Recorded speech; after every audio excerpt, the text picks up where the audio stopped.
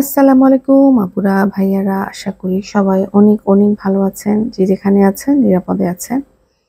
তো আবার আপনাদের মাঝে আরেকটা ভিডিও নিয়ে চলে আসলাম। আশা করি লাইক দিয়ে ভিডিওটা দেখা শুরু করবেন। যদি ভালো লাগে তাহলে অবশ্যই কমেন্ট করবেন, শেয়ার করবেন আর সাবস্ক্রাইব করতে কিন্তু একদম ভুলে যাবেন না। বিশ্ব বেহায়া সাবিনা আর হাফ লেডিস রাজ, এই দুইজনকেই নিয়েই আমার আজকে ভিডিওটা শেষ করব ইনশাল্লাহ।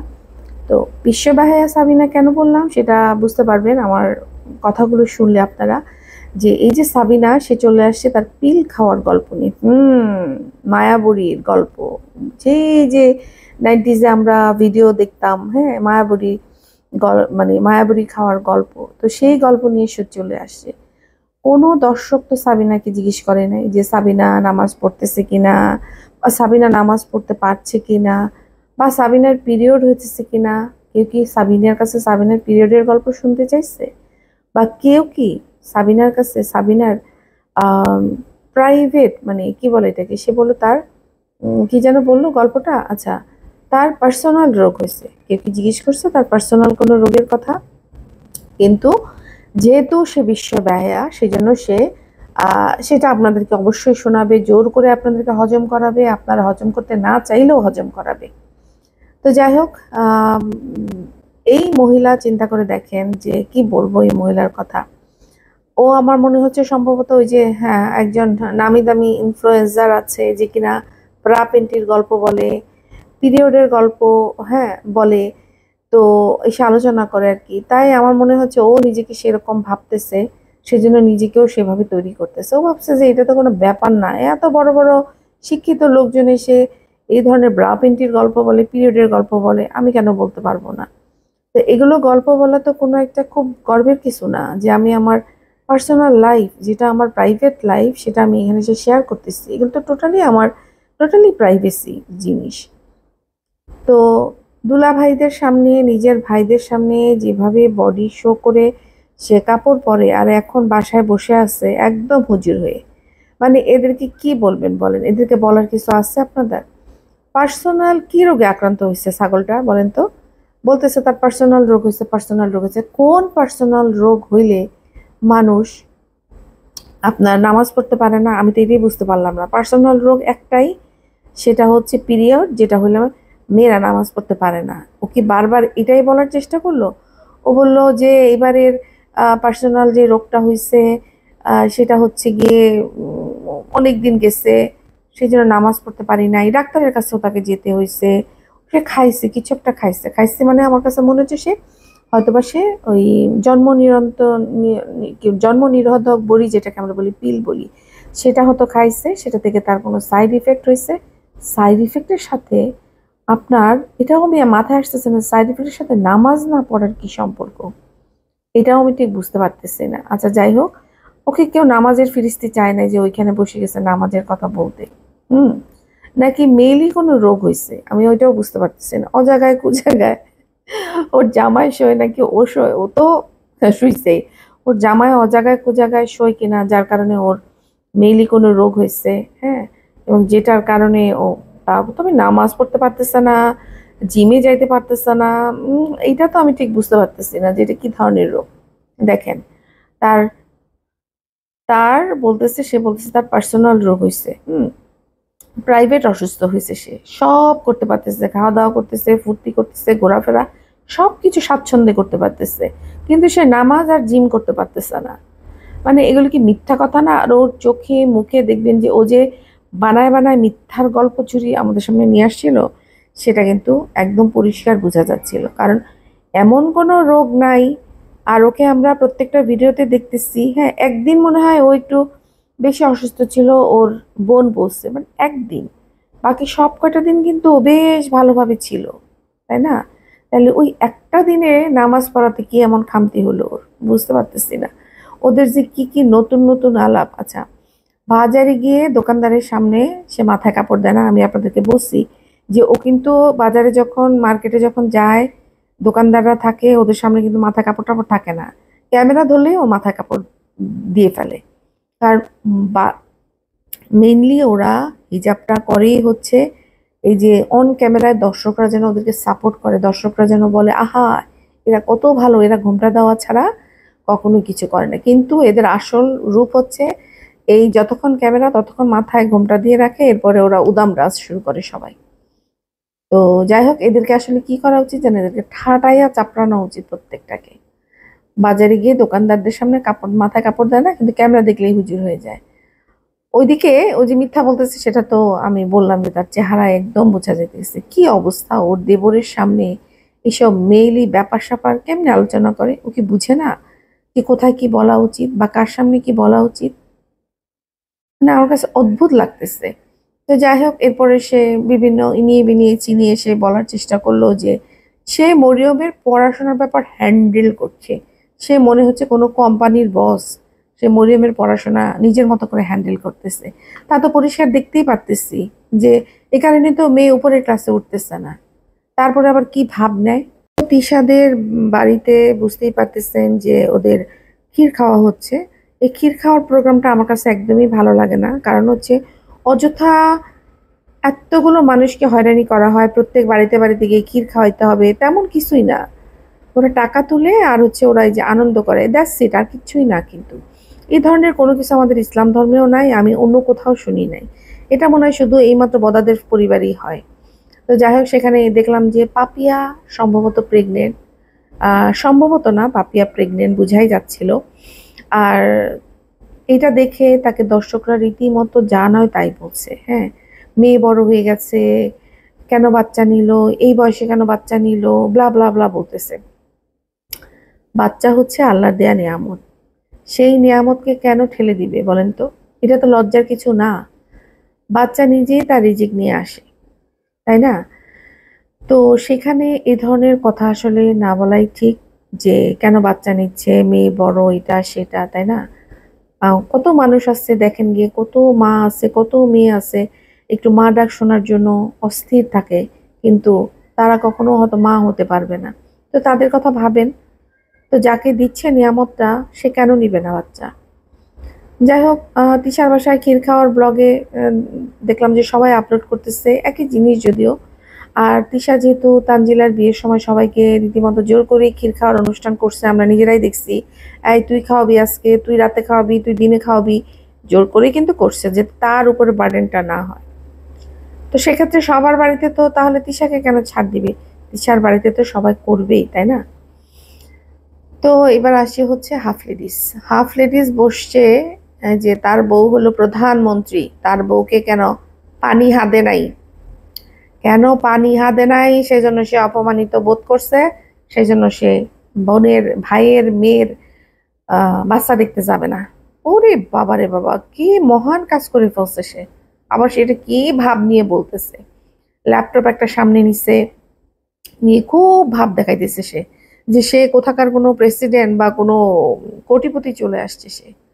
আরে, ল্যাপটপটা কিনছে এটাও কি এই ফ্যামিলি কিচ্ছা বিক্রি করে, এগুলো বিক্রি করে আবার নিজেকে সে মহান ভাবতেছে। এদের জামাই বউদের দুজনের অবস্থা দেখেন, দুজনেই কিন্তু পরিবারের মানুষদের কাছ থেকে বদদোয়া নিচ্ছে। দুই পরিবারের সাথে কিন্তু এদের সম্পর্ক খারাপ করতেছে।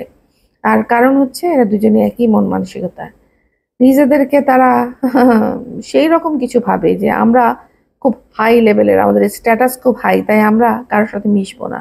যেভাবে কিনা তার আগের ভিডিওতে মালতি নোংরা তার দুই ভাইকে খোঁচা মেরে গেছে, যাতে ওরা রিপ্লাই দেয়, নতুন নাটক তৈরি হয় এবং ওরা যেন পয়সা পয়সা পয়সা বলতা হয়, মানে পয়সা কামাতে পারে।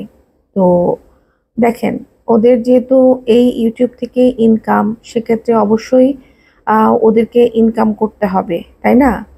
তো সেক্ষেত্রে ওরা, আমার কাছে মনে হয় এই ধরনের মিথ্যা অভিনয় দিয়ে এই ধরনের কন্টেন্ট না করে ওরা নিজেরা নিজেদের যে পারিবারিক জিনিস, সত্য জিনিসটা তুলে ধরুক। কেন মিথ্যা অভিনয় করে? বিল্লু শুরু করছে, বিল্লুর বউ নাকি চলে গেছে বাপের বাড়িতে, এটাও মিথ্যা, এটাও আপনারা জানেন মিথ্যা, এবং দুদিন পরেও সেটা স্বীকারও করবে যে এটা মিথ্যা। তো যাই হোক, এবার হচ্ছে সে বলতেছে গেতাম, যেতাম, বাবা আমি আমার বাপের জন্মে শুনি নাই গেতাম জিনিস। গেতাম কি জিনিস রে ভাই? হ্যাঁ, হাফ লেডিস, গেতাম কি জিনিস? যেতাম কথাটাকে, মানে যারা অজপাড়াগায় যারা থাকে তারাও তো গেতাম বলে না, তাহলে এই হাফ লেডিস কি স্পেস থেকে হঠাৎ করে নামলো নিচে যে গেতাম গেতাম বলতেছে? প্রথম কথা হলো ওরাই কিন্তু ইচ্ছা করে দর্শকদের একটা ভাইব দিছে যে ওরা তানজিলার বাচ্চা দেখতে যাবে। খুব ভালো করে খেয়াল করবেন, শারমিন কিন্তু কথাটা বলছে যে হ্যাঁ নাতি দেখতে যাব, দোয়া করেন যাতে ঝগড়াঝাটি লেগে না যায়। হ্যাঁ, এইভাবে করে তারা কিন্তু ভাইব দিছে যাতে লোকজন বুঝে যে ওরা তানজিলার বাচ্চা দেখতে যাইতেছে। যদিও বা তখন তানজিলা কিন্তু ওর নানির বাড়িতে ছিল, তারপরেও কিন্তু ওরা এই ভাইবস দিছে। চিন্তা করে দেখেন।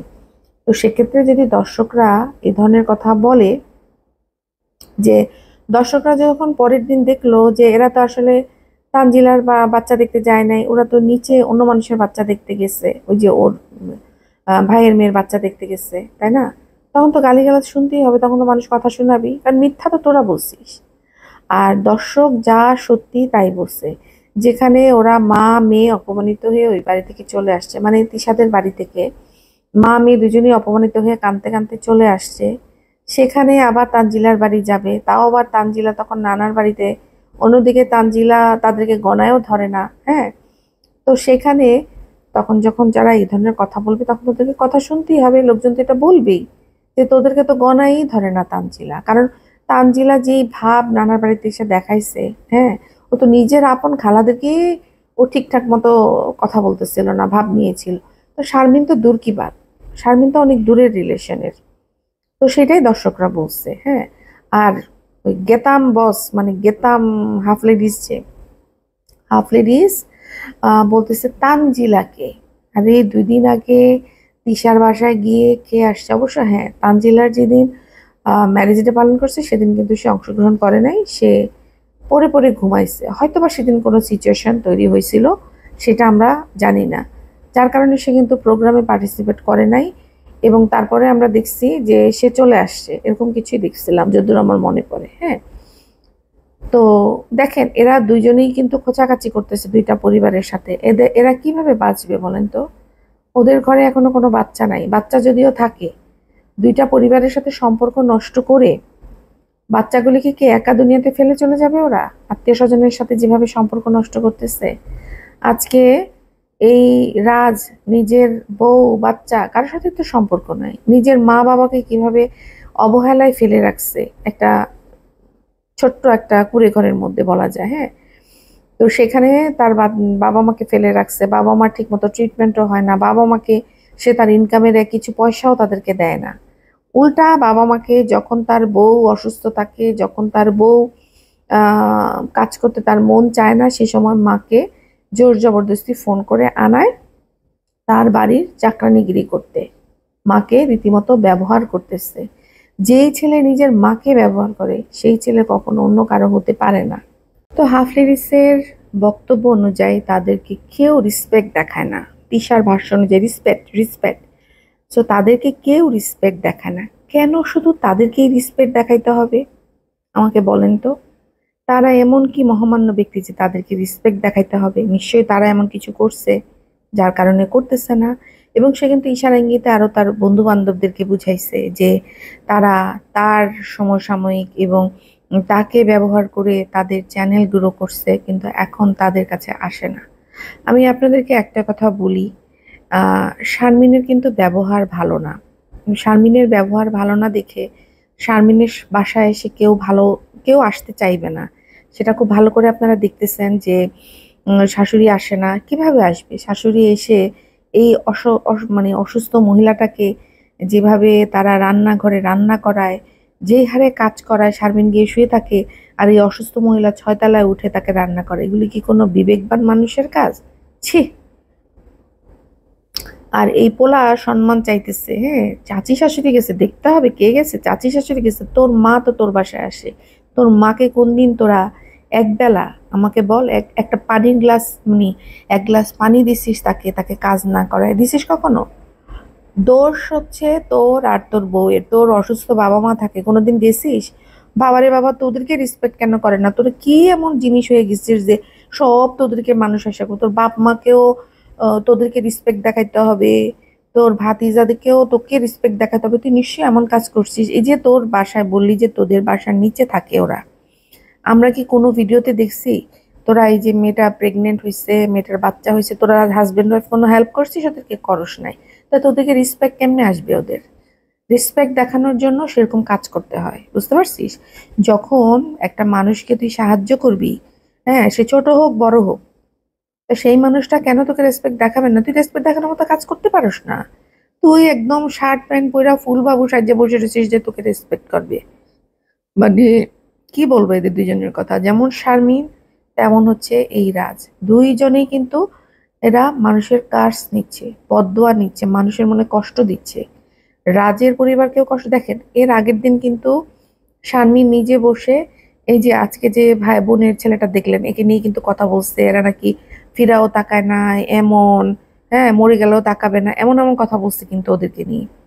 ওরা দেখেন আবার কিন্তু রেসপেক্ট আশা করে না। ওরা যদি ভাবতো যে আমাদেরকে রেসপেক্ট দেখানে আমরা আসবো না, ওরা কিন্তু আসছে মামার বাড়িতে। কয়দিন আসবে ওরা? ওদের যখন মোটামুটি একটু এক নিজের পায়ে দাঁড়াবে তখন আসবে এই মামুর কাছে। এরকম হলো মামুর কাছে, যে মামুর বউ ভাগনাদিকে নিয়ে যাতা কথা বলে আর মামু চুপ করে মুখের মধ্যে কুলু পেটে বসে থাকে, তাকে আবার কিসের রেসপেক্ট?